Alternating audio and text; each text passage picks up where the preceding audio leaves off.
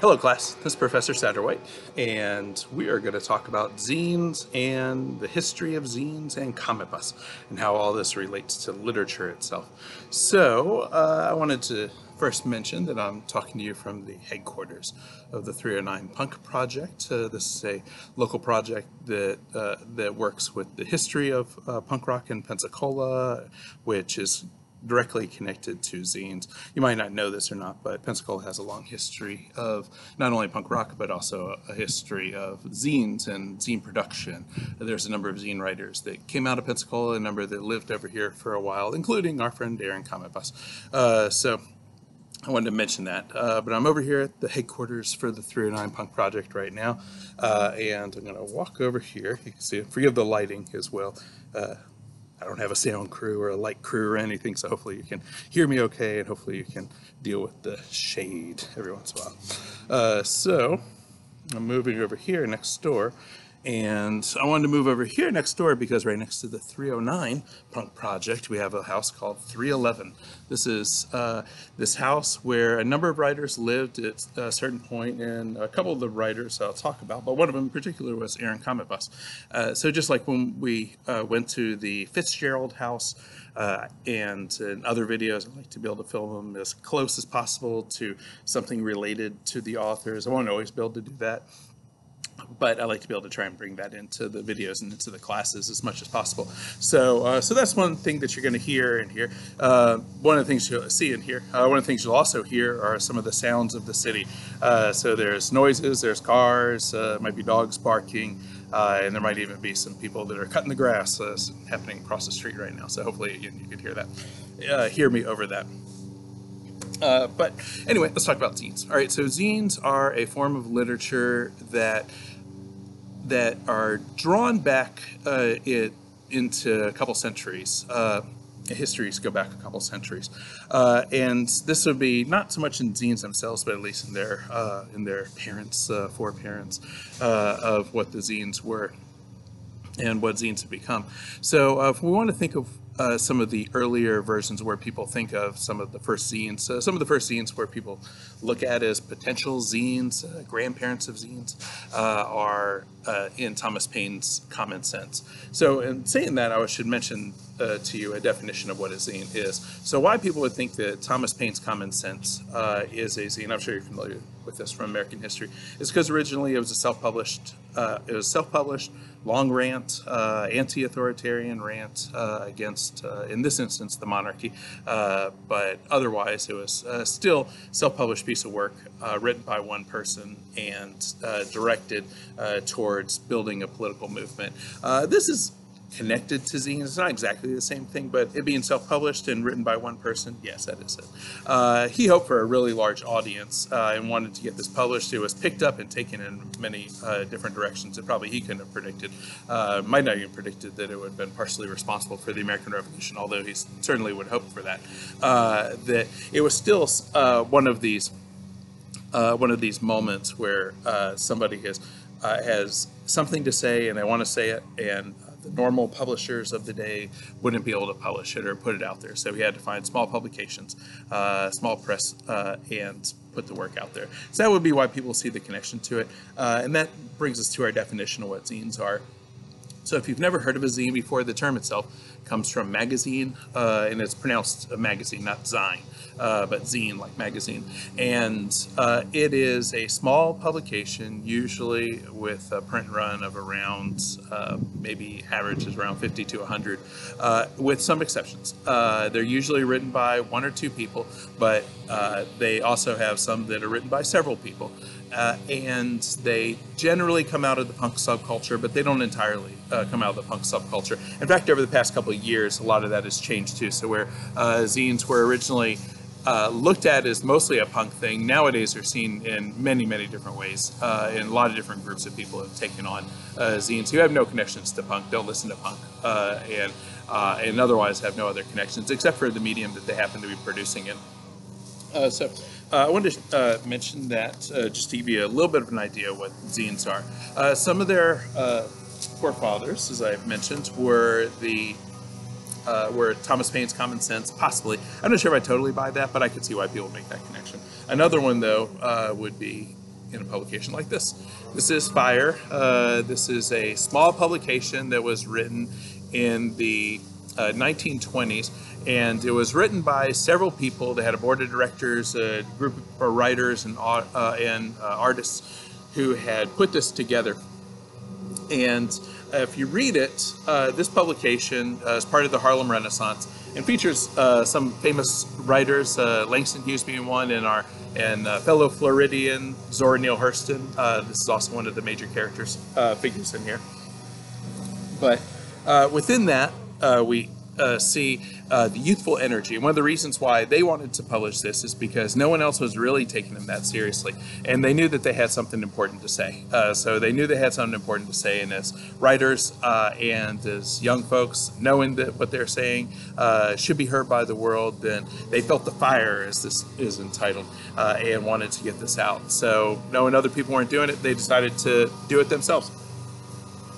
Then in the 1960s, we have other publications, ones like this, Slingshot. This didn't come out in the 60s, but it was part of that movement of underground newspapers. They call them underground newspapers, not so much because they were underground or they were hard to find, but they were just within the subculture itself.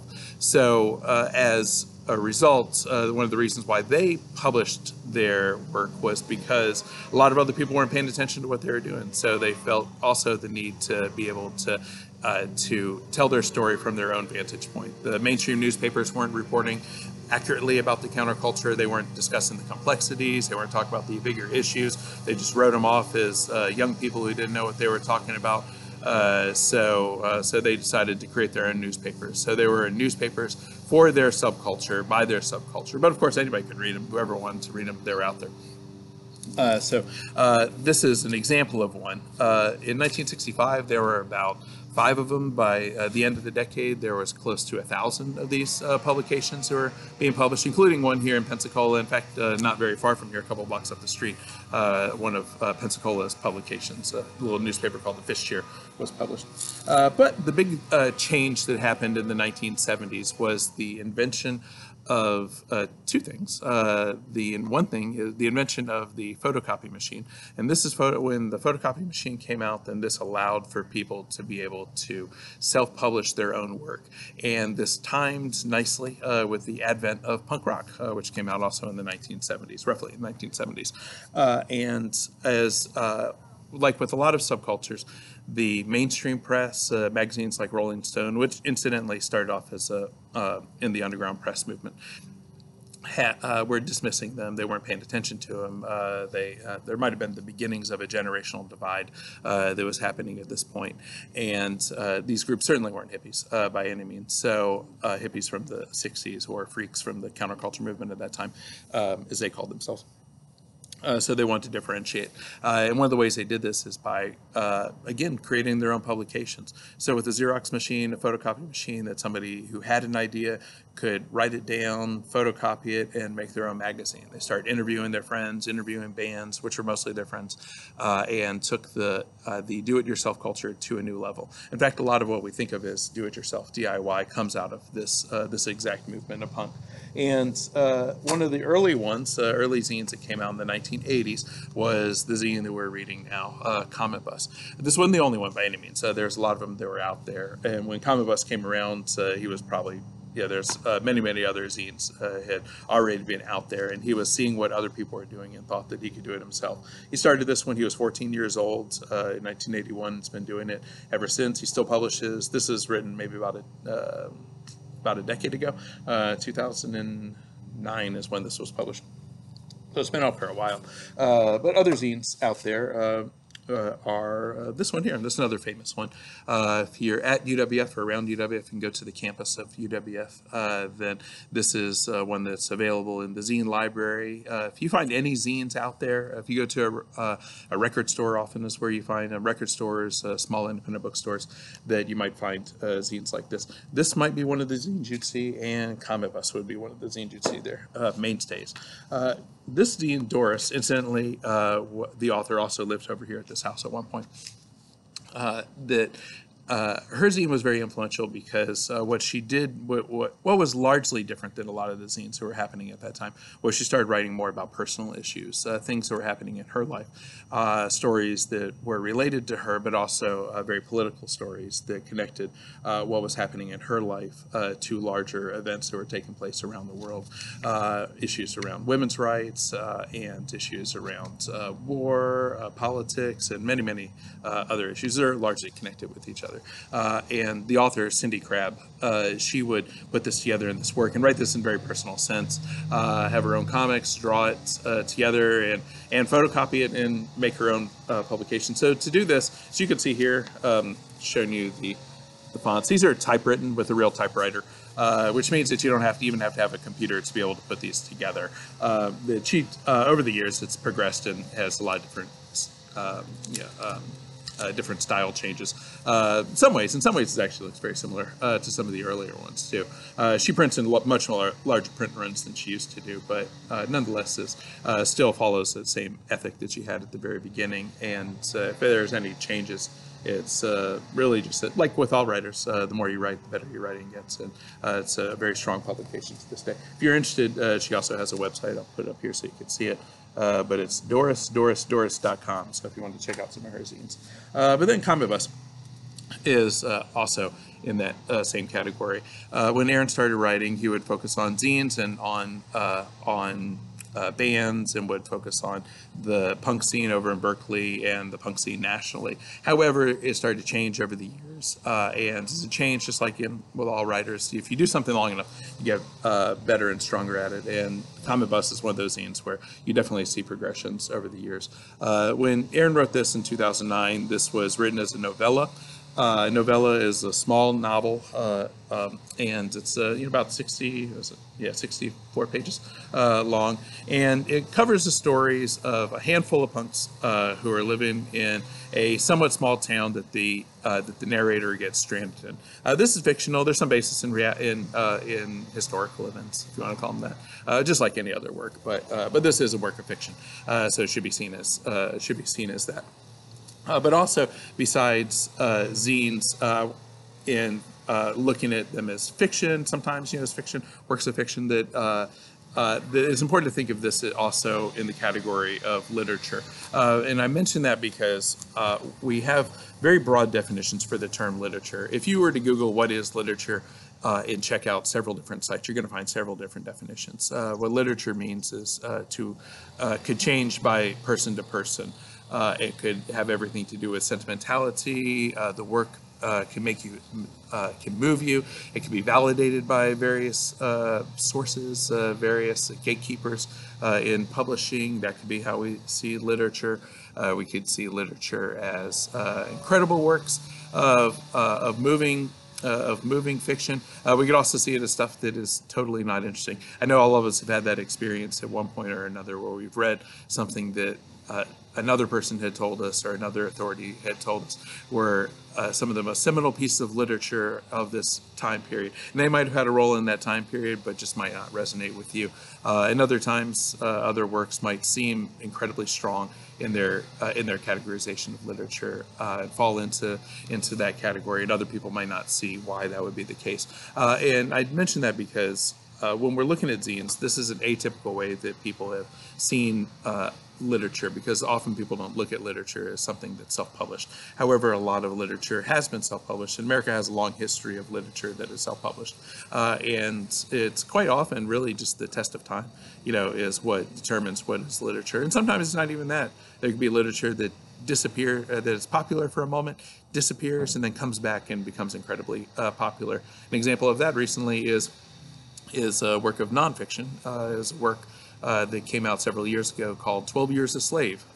You might have seen the movie, you might have read the book when it was re-released. That book had essentially disappeared for a long period of time, was unrecognized, was not featured in many anthologies of famous slave narratives. And nowadays, it would be almost impossible to find works that don't reference it in some ways when you're looking at this period. And it's because it was not just rediscovered, it was rediscovered, but then it was also it was also reappreciated for various reasons. They had to deal with the culture. It spoke to the people in a certain moment.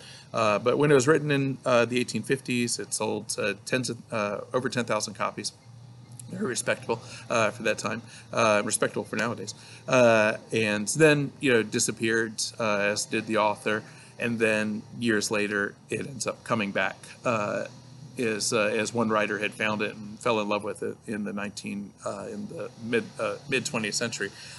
She made it her personal effort or personal life's mission to make this work come out and be seen again, and then now is seen as one of the classics of the genre of slave narratives, and also one of the writers in Fire here, Zora Neale Hurston, who was appreciated during her life to some extent, but also towards the end of her life had fallen out of favor for a number of different reasons.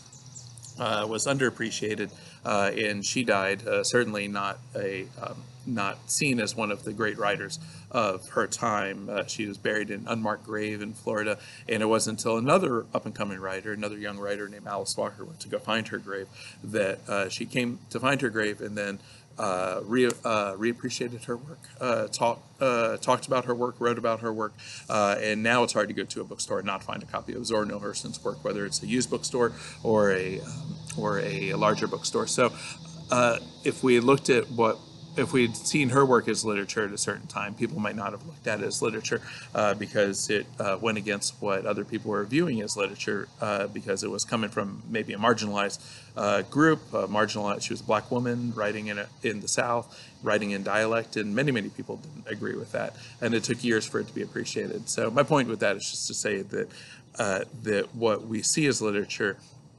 often is connected to the historical moment, the context, and the people that are saying that it's literature. But I see Cometbus, and I see a lot of works like this, Doris, as well, falling into those categories. And why? Because they speak to an important moment. They are important works, sometimes fiction, often fiction, sometimes not. But they have a resonance with a large group of people.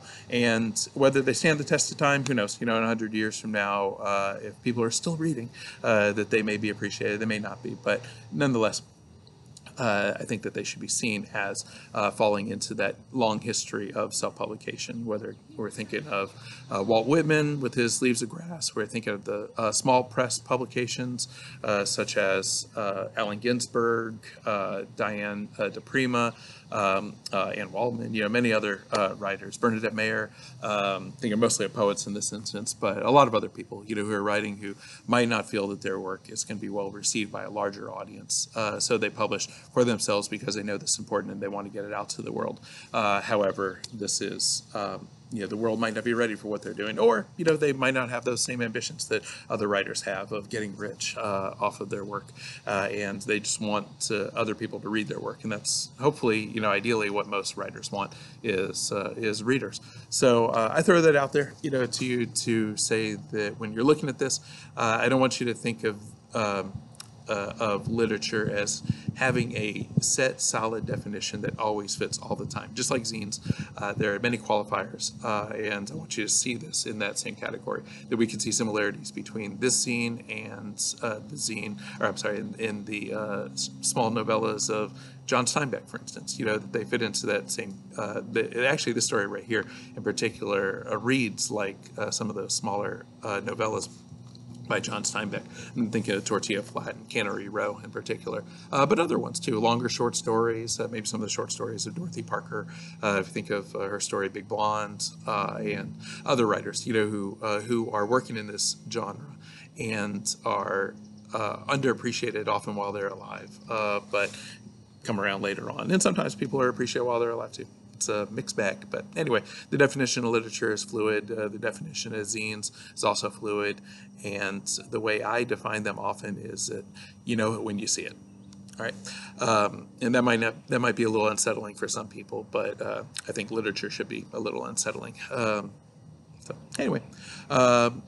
If you have any questions, please let me know. Otherwise, hope you read this with an open mind and let me know what you think. All right, take care. I'm signing off from Punk Headquarters, Pensacola.